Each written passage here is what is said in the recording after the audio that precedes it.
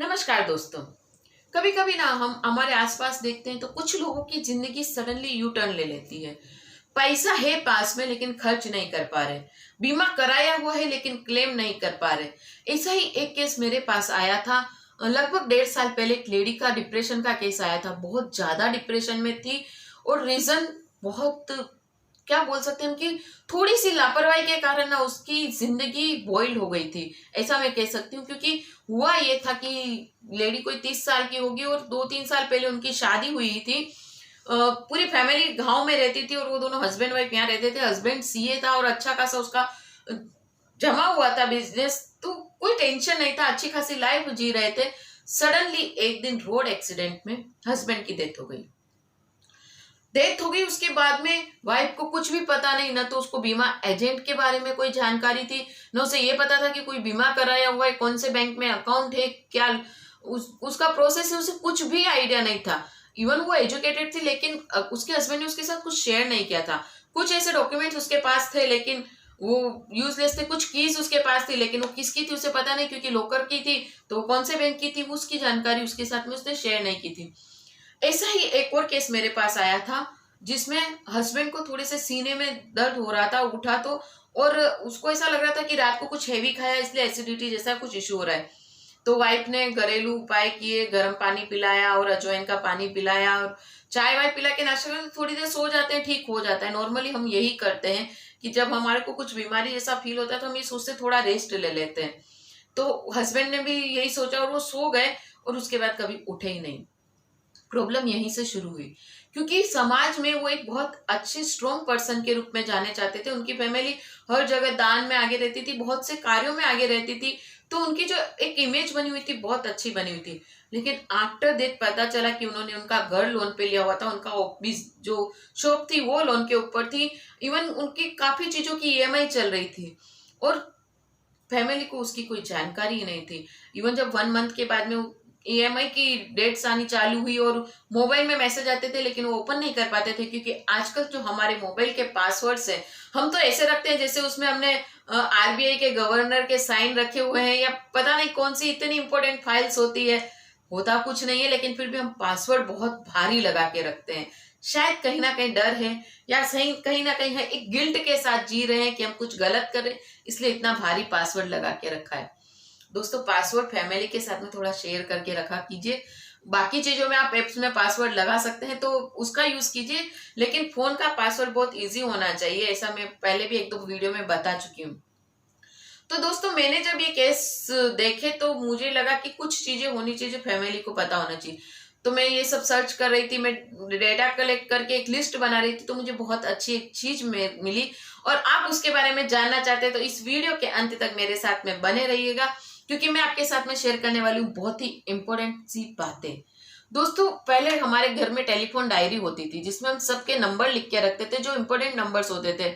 लेकिन आजकल बहुत घरों में डायरी नहीं होती है। आप ई डायरी भी यूज कर सकते हैं, और नहीं भी यूज करते हैं तो अपना जो फैमिली ग्रुप होता है जिसमें आपकी हस्बैंड वाइफ बच्चे बहुएं जो भी है, आपकी पूरी फैमिली मेंबर्स जो एकदम क्लोज है और आपके साथ रहते हैं, उनके साथ में आप एटलीस्ट आपके जो डॉक्टर है उसका नंबर, टैक्स कंसल्टेंट का नंबर, बीमा एजेंट का नंबर, स्टॉक ब्रोकर का नंबर, ये शेयर करके रखिए।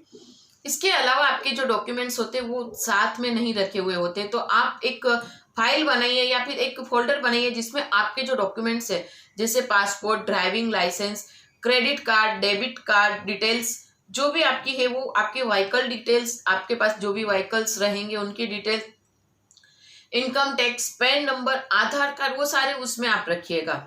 इसके अलावा जो इम्पोर्टेंट डॉक्यूमेंट्स है वो आपका पर्सनल व्हील, आपने अगर कोई बनाई है तो नहीं तो भी हमको एक व्हील पावर ऑफ अटर्नी बना के रखनी चाहिए, क्योंकि जिंदगी का कोई भरोसा नहीं है।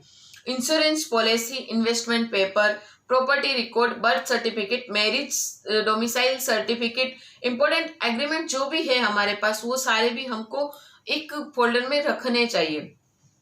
इसके अलावा आपकी फैमिली को पता होना चाहिए आपके बैंक अकाउंट, उनकी branch, fix deposit, share, lockers, public provident fund, PPD, PDF, जो भी है आपके पास उसकी जानकारी भी आपको आपकी फैमिली के साथ शेयर करके रखनी चाहिए। इसके अलावा जो घरेलू चीजें हैं जिनकी हम लोग हमारे नाम पे होता है, घर के मुखिया के नाम पे होता है, लेकिन जब उनकी डेथ हो जाती है तो वो सारी चीजें ट्रांसफर हो जाती है, जिससे इलेक्ट्रिसिटी बिल है, गैस बिल, गैस का जो आपका कनेक्शन है वो है, BSNL का है, driving licence, ration card, housing, property tax, IT, will power, power of attorney, जो भी आपकी है वो सब आपको एक जगह पर लिख के रखनी चाहिए। अगर आप चाहते हैं कि आप आपकी फैमिली के साथ में इनमें से कुछ चीजें शेयर नहीं करना चाहते हैं तो मत कीजिए, लेकिन उन चीजों के एक डिटेल बना के एक पेपर पे लिख के आप कहीं रख दीजिए और आपकी फैमिली को इस बात को इन्फॉर्म कर दीजिए कि अगर खुदा ना खास्ता कल मुझे कुछ हो जाता है तो ये चीजें प्लीज यहाँ यहाँ तुमको मिल जाएगी, क्योंकि ये बहुत जरूरी है दोस्तों। जब हमारे ऊपर समस्याएं आती है ना, तो ऐसे बोलते हैं कि मुसीबतें एक तरफ से नहीं आती है, चारों तरफ से हमला करती है। और जिस परिवार की फिक्र में, जिस परिवार के लिए आप ये कहते हैं कि मैंने जीवन भर जो किया ना अपने परिवार के लिए किया, मैं कई बार लोगों से सुनती हूँ ये मैं किसके लिए कमा रहा हूँ, मैं ये सब कर किसके लिए रहा हूं। अरे आप जिसके लिए कर रहे हैं आप उसे जरूर बताइएगा। तो दोस्तों जब मैं ये सब सर्च कर रही थी, मैंने ये जब सब डिटेल्स बनाना स्टार्ट किया था, तो मुझे एक बहुत अच्छा फॉर्म मिला था। मिस्टर RK चोपड़ा करके हैं, जिन्होंने शायद इस चीज पे बहुत सोचा हुआ है और उन्होंने बहुत अच्छे से इस चीज को मैनेज करके रखा हुआ है। तो वो फॉर्म भी मैं आपके साथ में शेयर कर दूंगी, डिस्क्रिप्शंस में मैं वो फॉर्म का डिटेल आपको डाल दूंगी।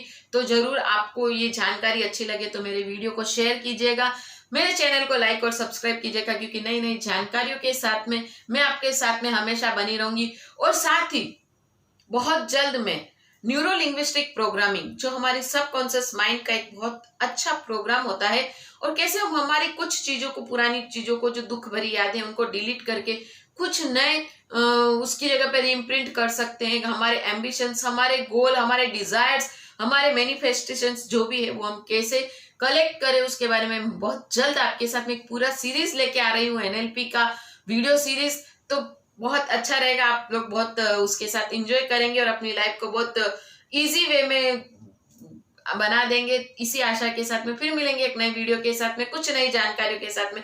तब तक के लिए नमस्कार।